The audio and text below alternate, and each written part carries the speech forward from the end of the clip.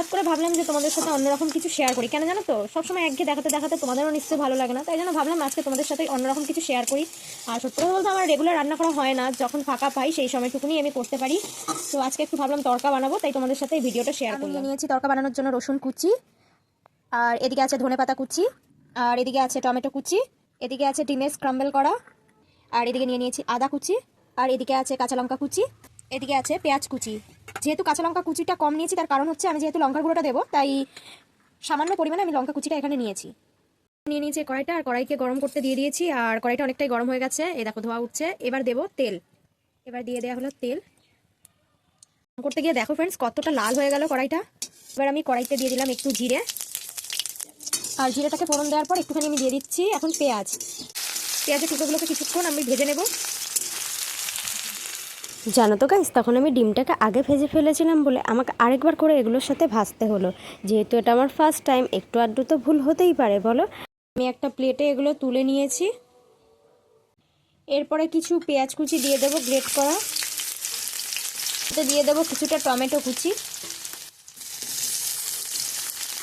এটাকে কিছুক্ষণ আমি ভেজে নেব। জানো তো ফ্রেন্ডস, আমি মাঝে মধ্যেই রান্না করি, কিন্তু কী বলতো সবসময় দেখানো সম্ভব হয়ে ওঠে না, অনেকটা সময়েরও ব্যাপার থাকে, এবার সবসময় সব কিছু দেখানো সম্ভব হয়ে ওঠে না। আমার রেগুলার রান্না করা হয় না, কিন্তু যখনই আমি ফাঁকা পাই তখন আমি বেশিরভাগই রান্নাটা করি। এটা আদা কুচি, কারণ এই পেঁয়াজগুলো কিছুটা ভাজা ভাজা হয়ে গেছে, আমার আদা কুচিগুলো আমি এখন দিয়ে দেবো। আদা কুচিটা দিয়ে কিছুক্ষণ নাড়বো। এরপর দিয়ে দেবো আমি রসুন কুচি, এটা দিয়েও কিছুক্ষণ আমি ভেজে নেব। এরপর দিয়ে দেবো কিছুটা লঙ্কা কুচি।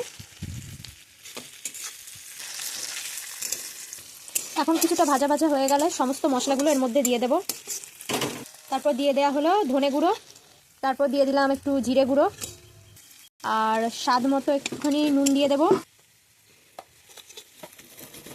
এর মধ্যে দিয়ে দেবো কিছুটা হলুদ,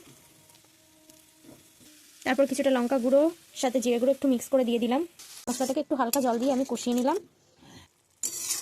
একটু হালকা এর মধ্যে একটু চিনি দিয়ে দেবো পরিমাণ মতো, যাতে একটু সব কিছুরই টেস্ট ব্যালেন্স থাকে। তারপরে এখানে কিছুটা কষিয়ে নেব। কিছুক্ষণ ধরে কষানোর পর এখন আমি দিয়ে দেবো সব রকমের ডাল। ডালগুলো প্রেশার কুকারে সিদ্ধ করতে দেওয়া হয়ে গেছিলো, তো এই তরকার ডাল আমরা প্রেশার কুকারে সিদ্ধ করে নিয়ে এখানে আমরা এখন দিয়ে দিলাম। এখন এই ডিমের স্ক্রাম্বলগুলোও দিয়ে দেবো, যেগুলো ভেজে রেখেছিলাম। যেহেতু আমরা তরকারিটা একটু বেশি করে করবো, তাই জন্য একটু বেশি জল দিয়ে দিলাম ফ্রেন্ড।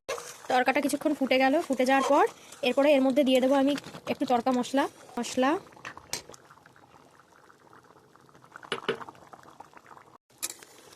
বুঝতে পারছি না ফ্রেন্ড কেমন কি হবে না হবে।